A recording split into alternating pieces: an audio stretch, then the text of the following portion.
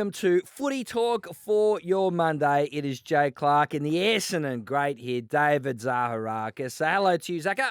Hello, how are we?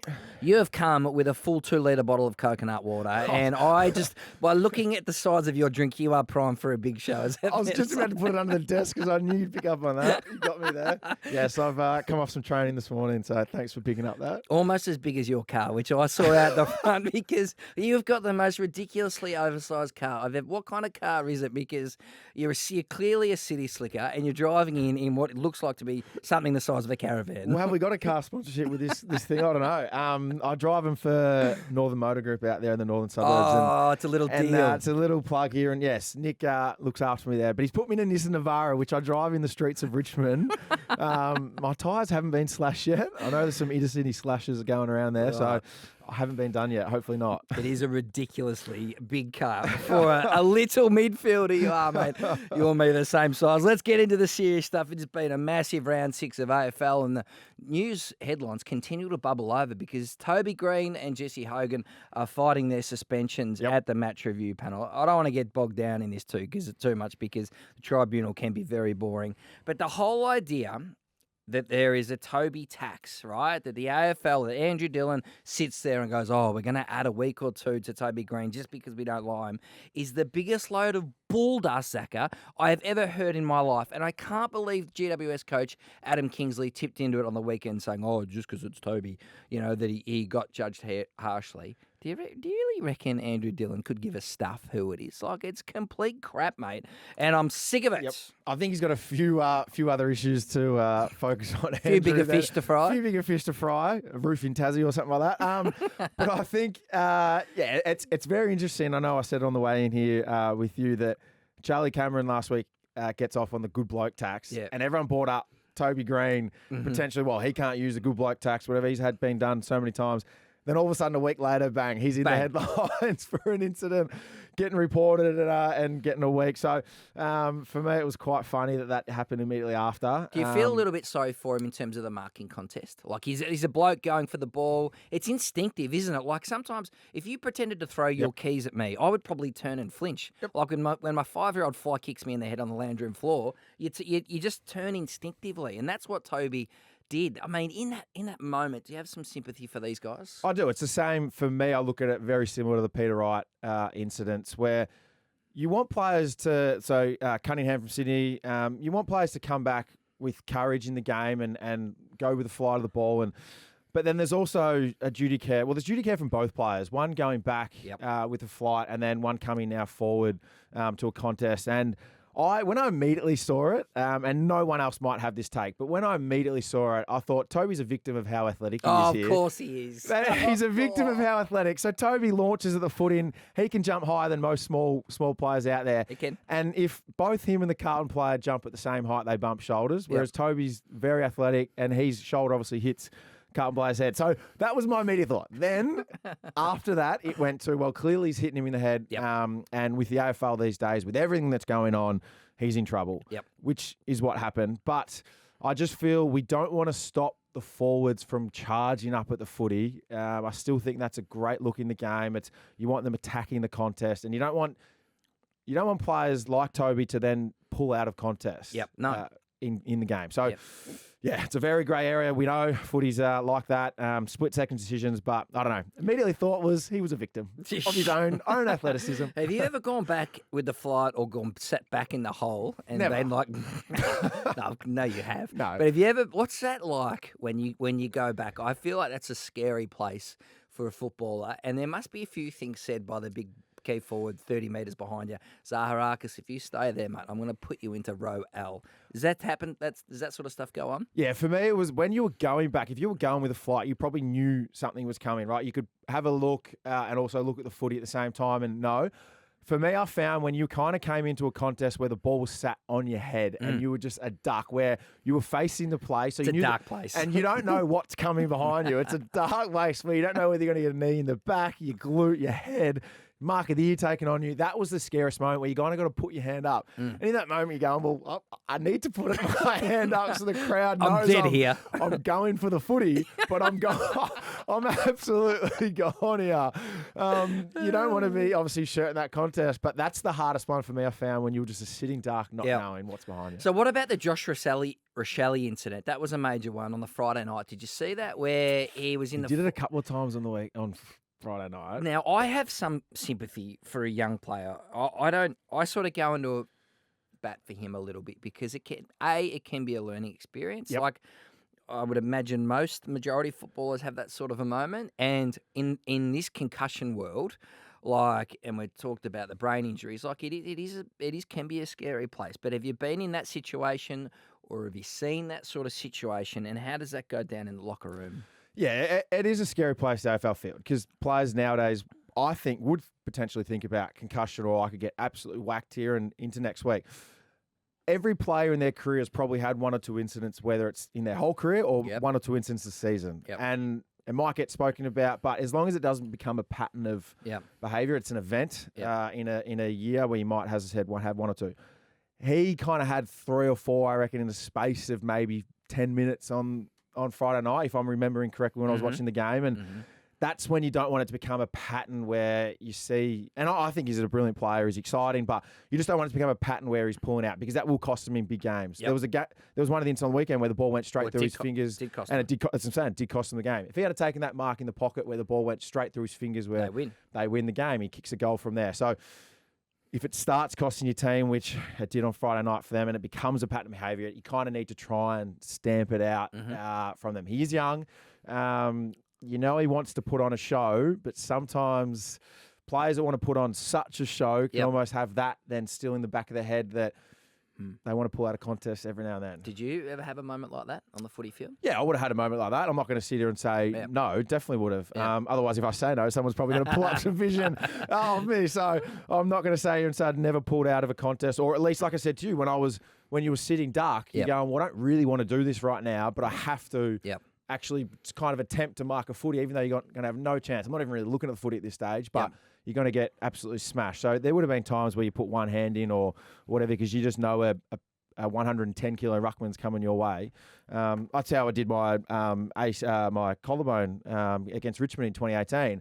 A ball was coming in, and I knew I was going to get smashed. It was a handball, or the ball got flicked up in the air, and I grabbed it, and Toby Greene was coming the other way. And I thought, well, if I tap this, I'm going to look soft. Yep. And I immediately took the ball, and Toby Greene came. Reece Conker jumped on his back. So I had 300 kilos of force, basically, and then my collarbone popped out of its socket, and I missed 6 weeks. But I knew in that moment, if I didn't take it, it would have looked soft. Toby Greene occasionally trains at the gym I'm at in Essendon, and I could not jump out of that man's way quick enough. He's a big man and a big scary And he hunts you on the field too. Oh, does he? What? Hey, we're going to get to North Melbourne and Harley Reid in 1 second. Massive week in the football calendar. Anzac Day, I know, one of your favourite days, on Thursday. You are an Anzac Day medalist, David Zaharakis. In 2013, you had an absolute day out. 34 possessions, 6 clearances, 14 contested possessions. You must have felt pretty bloody good dominating Collingwood to the best, 46 points you won by. What are your memories of that game? You missed 4 goals in there too, I What'd think. you get 4? No, I knew that. I was just waiting to see it. 34 and 4. Nah. 14 contestants, not bad. That's a very high above career average there, I reckon. Just the one tackle. Just didn't need a tackle that day. Had the footy so many times. That was. Is that the favourite moment of your career? It's definitely up there. Because everyone obviously remembers the goal in 09, but I had about 10 possessions that day and had no real impact till later in the day. But that was an all-round one of the best games I've played in my career. And we were coming off 3 losses on Anzac Day to them. So you stood up. So we stood up. Yeah, Job had an absolute blinder too. It was just that season in 2013. We had obviously everything going on. We had some amazing wins. Yep. Perth twice over there. There against West Coast and Freo, down by 5 goals both games. That was the day Job cried. That was there exactly. That was that day. Yep. And then Anzac Day, an amazing win there too. So it was just a time in the footy club where everything was going obviously in the shitter, but our performance on the field was still pretty good. And that day out was. it was it was a good one. I kicked a goal in every quarter too. That helps. Every quarter. Spread your genius across the match. Yes. We'll have to get to that.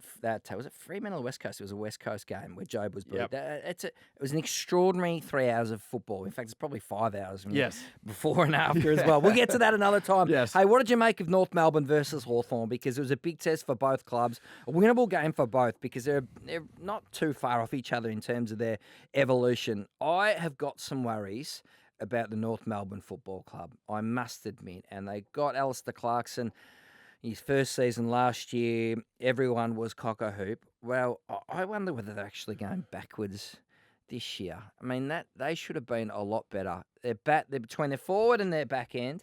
They don't have the tools other than Nick Larkey.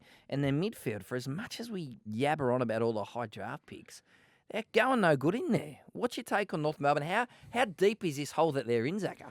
Well, that's the thing. Like you say that they're on the same trajectory or path as Hawthorn, and some would definitely argue that. Roughly. But when you're 50-point worse side than the second bottom side in the comp, it's not a good look for your fans. Where's the hope that they're getting from the performances? And if you're watching North Melbourne this year as a fan, you're trying to look at positives of the future. Something. And they're not getting that at all at the moment. My big question is that where are the leaders? They're not performing. Yeah. Do North Melbourne have to bring in Liam Shields just for a bit of, a bit of leadership out in the field, solidarity, bit of solidarity, experience, just to bring something in the side, because Davies Uniacke and Simpkin have been the leaders of the footy club. They've got to start performing. Obviously, Nick Larkey as a forward down there, and he can't really help if the ball's not coming down. He's trying his best down there. Their backline struggles a lot. Luke McDonald's not having a great year compared to what he's done in the past. So I'm worrying where the future is for them, how much of a struggle over the next 2, 3, 4 years for North supporters is going to be out there, because there are other sides in the competition that are struggling, but all of a sudden West Coast now look like they've beaten Richmond, who beat Sydney, and then they've beaten Freo, who were 3-0, and their results this year have been close losses. And they absolutely blew Freo out of the water. So if you compare it to other sides around their same development, 4 weeks ago we were saying West Coast was as bad as a waffle side. Priority pick, everything. And now they look like they can actually probably win quite a few games this year. I mean, I'm worried as an Essendon fan, in 2 weeks' time we go to Perth. I'm worried we're going to get blown out of the park over there. So Elliot Yeo, Tim Kelly, and Harley Reid in the midfield. Like I'm not going to say it's an A-grade midfield, but it's not far off, right? Well, they're going back to their best footy. Elliot Yeo's playing like 2018. Yes. Elliot Yeo, and as I said, Tim Kelly, and then you've got Reid in there. It's immediately in 2 weeks. That's how quickly you can turn around in AFL. Yeah. So North fans could be thinking that, well, hang on, what if we have one good week and then we turn into 2? But you're not seeing that. Whereas the top line talent at West Coast is still premiership players.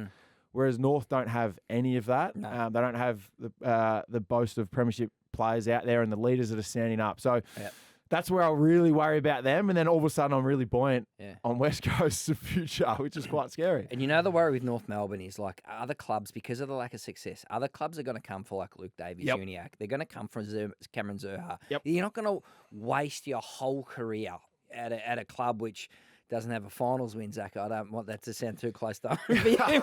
It smashes me in that regard, doesn't it? But, like every club in the competition is going to have a look at Luke Davies Uniacke when he becomes a free agent, because Luke Davies, like Benny Mackay, he'd won 8 games or whatever it was, or 12 games in 8 years of football, if you know what I mean. Like that team success, that carrot is a big one. So I can relate to that. So for me, end of 2017, I was out of contract with Essendon. Who came? The club we were just talking about. West Coast. Yep. The Eagles. So I had Cottesloe is a very nice place. Well, Luke Shuey, my best mate growing up. Oh, really? So I had a offer on the table from them. But talking about the North Melbourne scenario, at the end of 2017, we had Joe Danaher kick 50-plus goals. Ratso Fantasia kick 50. We made the finals against Sydney. We didn't win, but I could see out of the drug saga that we were potentially looking at a great list. A trajectory where we were getting the recruits in. So Smith, Sard, Stringer, all that. And it made me want to stay because I thought I could see a future of success. The Dora got you. Yeah, exactly. They got me. So But then obviously West Coast win the flag the next year. So it was a great decision. Could have been very successful. No, I'm very happy I stayed at Essendon. But very loyal. But in saying that, you could see as a club that we were potentially going somewhere. So that's why I wanted to stay. I wanted to be around the next successful future of Essendon Footy Club and potentially try and win finals.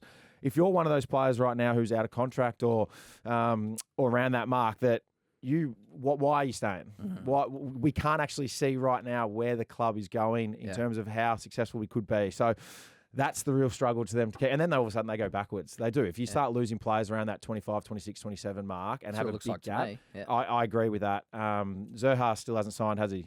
No. And then, so it's very nervous times for North supporters because I know you're big on it and you've spoken about in the media and other journos have spoken about it that you can't just rely on the draft anymore to rebuild your list. You can't just go back. Otherwise, it's a 10-year rebuild. So there's no 3-4 year rebuilds.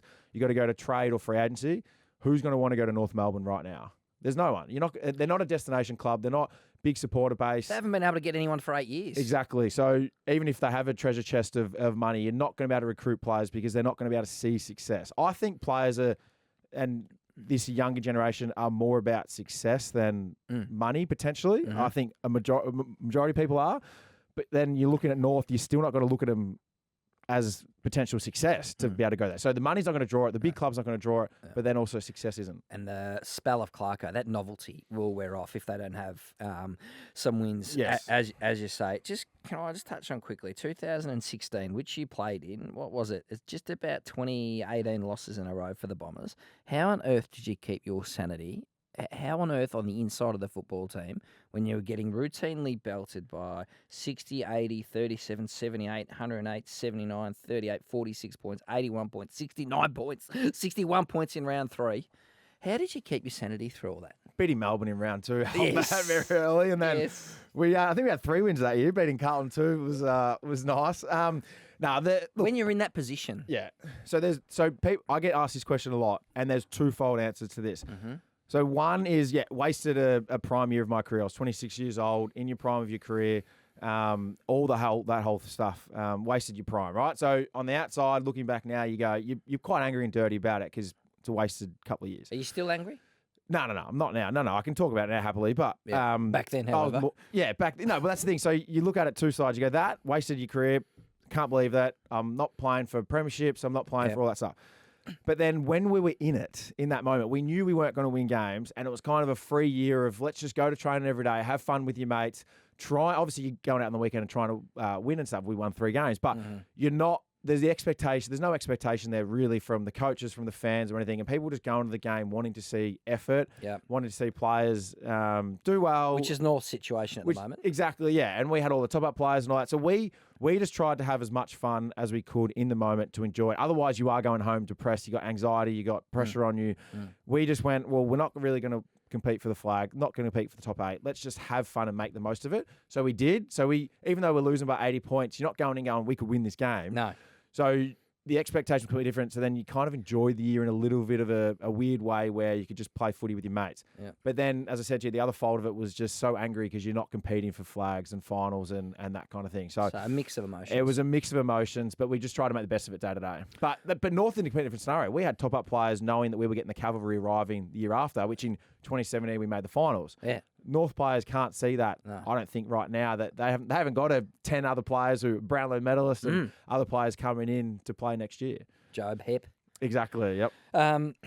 What about Harley Reid? Have you seen? So he's played 6 games. I spoke to a list manager on Sunday. I said, "What do you reckon he's worth?" He said, "Honestly, to get him back to Victoria, clubs will pay him, including the increases of the salary cap from 2027 onwards, which is the next CBA." They said you could genuinely see a club offering him $20 million over 10 years. And that is a genuine possibility. This kid is sitting over in Perth. Looks like he's having the absolute time of his life, doesn't he? He does.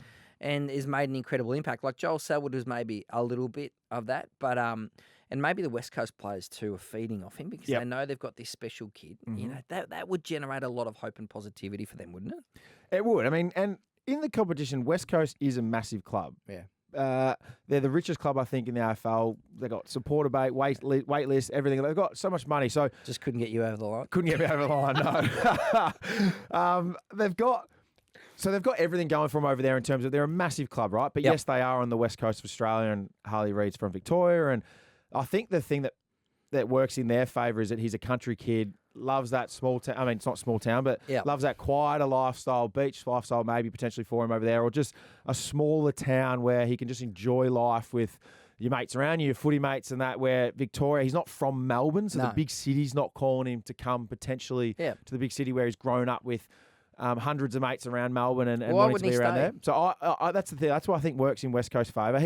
Every time I hear him speak in the looks media, like he loves it. He looks like he absolutely loves West Coast, and the boys get around him. And I know, as I said before, Luke Shuey's the midfield coach there. Absolutely love him.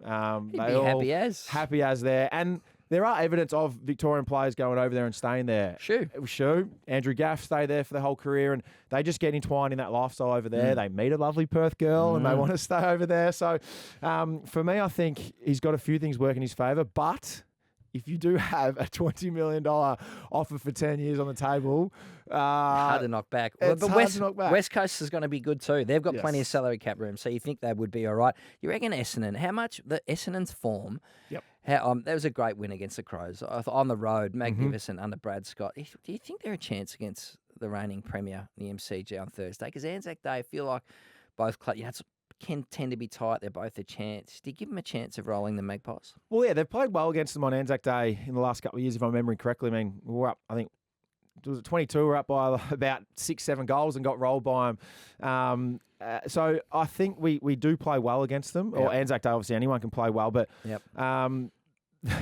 looking at Collingwood now, though, from the 20-minute mark or whatever it was, or 10-minute mark of that the second quarter of the weekend, to then the rest of the game, they absolutely turned it. It's almost like a giant woke back up. Yep. Yes, they did win 2 previous games, but the way they played from that second quarter onwards on the weekend was unbelievable to watch. What did you see? Just their running style football, running waves again, just dominating pressure around the contest, sharing goals. You know, when the forward line starts sharing goals again, they're back as a team rather than individuals trying to do their own thing to think they're helping the team win. Which lifts everyone. Bobby Hill on the weekend was amazing. Gave off 6. It was unbelievable to watch. So that, for me, got me excited about Collingwood again. But then Essendon, I'm very excited. Right, we're 4-2. No one thought we would be 4-2 at this stage of the year. I thought you'd be 1-6. Exactly. So I'm very excited of the results. But my concern is they lost to Sydney and Port and got smashed by Port, and Sydney beat us by 5 goals. When we come up against sides who will potentially finish in that top 6 or 7, we don't perform well. Yep. So we've beaten Hawthorn, Adelaide, St Kilda, and who are all bottom 8, and the Doggies who are 8th. Right now, Collingwood, yes, they're outside the 8, but they're premiers from last year. So this is the challenge this week, that we have to stand up against a top 6 side. Bigger test because we don't perform well. We beat sides below us that we should beat, and we aren't performing well against top sides who are going to be there in finals or thereabouts. So this week for me, even if they lose, but if they lose by putting in a great performance and it's a close game, fine. Mm-hmm. But if we lose by 8 or 9 goals, then it's just back to, we can't perform against top 6 or 7 sides. So looking forward to that. You'll be at the MCG on Thursday. If you see David Zaharakis, go up, get a photo, ask him for a selfie, an autograph. He loves all that sort of stuff, the Anzac Day medalist. I know you're in your best form on Anzac Day. What about this game, Carlton versus Geelong? The Cats did a job over Brisbane. They are 0-6. It has been an extraordinary start for Chris Scott's men. 6-0. Well, 0-6. 6-0. God, they are top of the table after missing the finals last year. It has been unbelievable. Yes, Tommy Stewart's got concussion and he will be out, and the fixture does get a little bit harder from here. But as Lee Montagna said in pre-season, you can't write off the Cats because their system stands up. They play well at home, and Chris Scott is the best coach in the AFL. Do we sleep on the Cats, Zacka? Because no one's surprised at all that they're going as well as they are now, except for possibly the growth in the midfield, because that was the knock on them, wasn't it? We thought, do they, we know what they've got down back. Jeremy Cameron, one of the best players in the competition up forward. It's like, can they grow a leg in the midfield? Max Holmes bobs up. Tanner Bruin looks like a nice link-up player. They're still waiting for Cam Guthrie to come back. Paddy Dangerfield's had some time out. I could easily see them playing off in the grand final, because if they finish top two, Mm-hmm. you know, they're gonna be playing at the MCG. You know, they're gonna be staying in Victoria. They'll get the rails run. What it does is it really backs up their whole list management strategy around the sort of the little top ups. You know, this is a club that for 20 years hasn't never felt the need to go down and do the full rebuild, like Luke Beveridge said. So it's just an extraordinary act once again. And they're already managing players like Tom Hawkins to give them a bit of a rest. They're an extraordinary club. They're the envy of the AFL, I believe, especially as a player.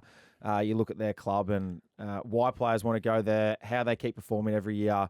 I still think, even though you mentioned then Chris Scott, one of the best coaches in the AFL, I still think he's underrated even then, because at the start of the year, with the list they've got now, which they're currently 6-0, no one gave them a chance to be anywhere near the top 8, or at least they thought maybe thereabouts.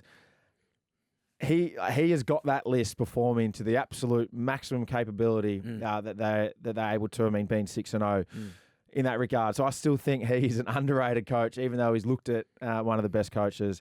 Like you said, the knock we spoke about a couple of weeks ago. The knock was their midfield, because they were so good as a forward line and back line, and those players are standing up. For me, when you look at it, they are, like you said, 6-0. They're going to potentially be a top 2 team. Are they peaking too early? Are they peaking too early Yep. in that regard? I know they're going to rest players throughout the year, which is what history they do, because they've obviously got an older list. Yep. But you don't want to be playing your best footy at this time of year, because Collingwood, I don't know, they did it last year, play their best footy throughout the whole year. But Port Adelaide have peaked plenty of years early. You don't want to be doing it. You want to be consistently performing throughout the whole year, and then that last 6-7 weeks you really launch into the thing. So, that's the only question mark on them. But when I watched them, I was looking at this morning. They have only won the disposal account in 2 out of their 6 games. Oh.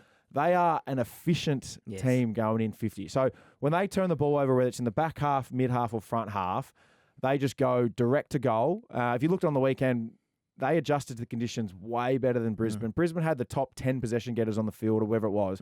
Geelong just more efficient. Okay, these are the conditions. We're going to kick the ball more than handball. Brisbane over handballed it, and we're just going to go straight direct to goal. And they do that in most games. Wet weather footy. Wet weather footy, but they're a low possession team who are just efficient. They know how they score, get it into the forward line, and that's how we're going to score, by being the most efficient side in the competition. The next month, we're going to learn a lot about them. They take on Carlton. We're going to be missing a few. So, obviously, with McGovern and Sard already down, that takes a chunk out of their half. Backline, Sam Walsh just back in extraordinary form. So, the Cats got the Blues, which will be magnificent Saturday night. Then Melbourne, then Port Adelaide at down in Geelong. Yep. And then Gold Coast away, in fact, in Darwin. So it's going to be a testing run for the Cats. It'll be very interesting. Hey, is Luke Beveridge suddenly a genius now, because players like Bailey Dale come out after being subbed, etc., comes out and has an extraordinary game on the weekend, bloody 40 possessions or whatever it was. Are you glass half full on the as Bailey Dale? I mean, as Luke Beveridge? I wanted to ask you this question. All right, so give it to me. Does this justify and validate Bevo's moves early in the year, that now he's getting the best out of players? So he's put everyone on notice. Yep. Bailey Dale plays his best game. Aaron Norton kicks 6.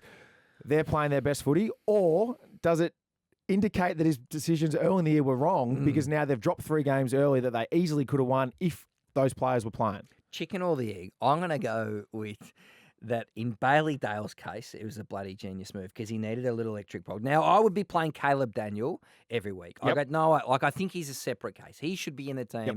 They mucked him around with his position, and if Melbourne could get their hands on him, or Port Adelaide, he could yet be traded at the end of the year. Yep. However, I think in Bailey Dale's case, whose kicking has been a little bit off, I think he's forgotten where his opponent is at times, which can happen, David, yes, which can happen to the best of us. I think in that case, and I just saw in Bailey Dale just a bit of an edge to his game, which is you could tell he looked angry on Thursday night. Because he can be a bit of a cruiser. Yes. But you could tell he was switched on. He was angry. When he kicked that goal, he looked angry. Yeah. Gave it the double fist or whatever. Yes. Bit of a scream out to the crowd. So I'm going with Bevo's a genius. Bevo's a genius. All right. Let's go with that. He's getting the best out of his players because of the decisions he's made. But even Aaron Norton on the weekend, he looked like a player that was playing on edge. Yes. And whether that is now a thing for the Doggies, their players are on edge. Yeah. We can get dropped any week. Yep. So we've got to get our best footy. But for them, if they put another good performance in this week, then I'll call him genius with you. We need to finish this up, Zacka. But we're you know how clubs every second week say, we don't read the media and we don't listen to what they say and it's all noise and all that. We don't know what's going on out there. They say we don't listen to the Footy Talk podcast. Is that the biggest load of crap of all time? Because when the Bunsen burner gets turned up a little bit, then teams like this respond and produce these sorts of efforts, if you know what I mean. Like clearly the football club was under pressure and they did absorb all of it because you could see it and you could hear it in the interviews a little bit. When players and clubs say we don't listen to the noise, how much horseshit are they actually talking, Zacka? Well, I mean, it could be the chicken and egg, like you said, because we know we're under pressure if we're losing games, but then media smash us anyway for that. So then who's turning it around? Us internally or the media? You're taking credit as a journo, hey, for that. Whereas you're just jumping on the bandwagon, no, we're struggling, and you're smashing us anyway. No, I'm only playing. You do hear it. Whether you pick up a newspaper, open your phone, turn on the radio, turn on the TV. It comes through. It comes through. Or your mates calling you up going, how's Jay-Z saying shit about you? Any danger or win, Zacka. Yeah, exactly. So you do hear about it regardless, whether you watch shows or whatever. So you know you're under the Bunsen burner, but you know it internally anyway. So it's just more added pressure. And everyone always says, it's all just about the internal four walls and we don't worry about what anyone else says. But you're human. You get emotional about it. You know someone's talking about you in a negative light or wanting to see more out of you. So it does get to you, but some players might get to them 5%, some players might get to them 100%. Did anyone in the media ever say anything to you that got under your skin? Like Caroline Wilson used to call me Sam for about the first 4 years. Like she just didn't know who I was, which was a little bit of a hit to the ego. But I just started out, right? But I've always sort of, and I love Caro, and I talk to her whenever I see her, very respectful. But she did call me Sam for the first 4 years. I've just never forgotten it. I may have never got over it. Did anyone ever say anything about you or something you did on the ground that stayed with you or genuinely annoyed you? No, I don't know how long we've got, but it was in 2017. I was struggling a bit to start the year, and I went to Woosha and wanted to play a bit more midfield time. I was stuck out in the wing. Get me in the midfield. Wanted to play a bit more midfield time, and it honestly took me to about round 8 or 9 where there was one game, I think it was against Geelong, round 9 in 2017, where I came out, had 31, 32, and I turned the season around from then. Yeah. And I really felt like I was back. I was playing more midfield time and had impacted the game and we won. Yeah. The next day... You went to Woosha and said, see, I told you. Yeah. But the next day, I was gardening out the front with Dad. Yeah. And on the radio, Ron Connolly, who I think is an Essendon man. He is. So he was on the radio.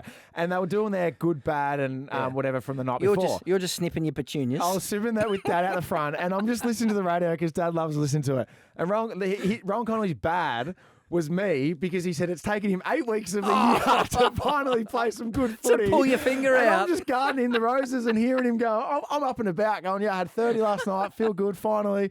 And then he's given the bad because I hadn't performed for the first 8 weeks. But I finally pulled my finger out. You're stuck on starvation corner on a forward flank at the start of the season. Exactly. So that stuck with me. That was just quite funny. I remember that now that you mention it. So nothing else that a journo said, but that just stuck with me. Did your old man ring up SEN and give him a serve? Yeah, he should have. I was having a good morning and until then, I was the bad. So yeah. Oh, very good. It's all fun. It's just a leather ball in it. We have a lot of fun. It is a massive week. If you're lucky enough to have a ticket to the MCG on Thursday, have a great day. It is the best day of the regular season. And David Zaharakis, you absolutely dominate on it. You'll be there. You'll be cheering for the Bombers. What's your tip? Essendon by 15 points. Who's your Anzac Day medalist? Oh, that's Zach Merritt. Can't go past him at the moment. He is in unbelievable form. He's in the best form of his career. I think has he won 3 or 4 BNFs. I'm not sure, but he's going to win another one. Whole draw full of them. If for Smokey for a Brownlow medal, it wouldn't shock me. It wouldn't shock me, but Essendon would have to continue to win games. Righto, Zacka, thanks for a great show today, mates. Thank you very much for listening to Footy Talk for your Monday. The St Kilda Mafia will be back tomorrow, of course. Joey Montagna and Nick Rewalt will be hard-hitting and as humorous as always. If you're listening on Spotify, hit the bell to be notified when we drop a new episode. And if you feel like Zacka should downsize his car, give him some feedback on Instagram as well. This has been Footy Talk. We'll catch you next week.